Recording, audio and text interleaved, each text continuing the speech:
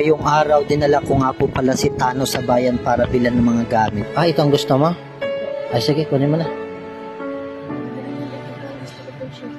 Yan ang gusto mong shirt? Ay sige, kunin mo na.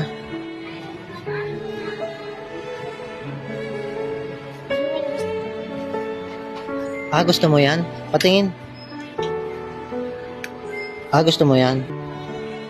Ay sige, kunin natin. Ano gusto mo dyan? Yan ang gusto mo? Ay sige, kunin na natin. Kamusta ka na, Kuya Tano? Diba nung nakaraan nagtitinda ka ng sibuyas para may pambili ka ng notebook at ng pambaon mo, no? Ngayon maraming nakapanood ng videos mo at natutuwa sa'yo at naawa.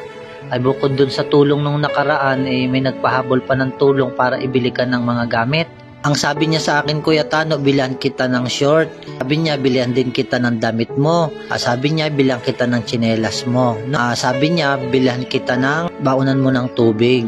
Brother Will, sino po yung nagbigay po nito sa akin? Ang nagbigay niyan sa'yo, Kuya Tano, si Ma'am Marilo Tomas. Ngayong araw ay birthday niya.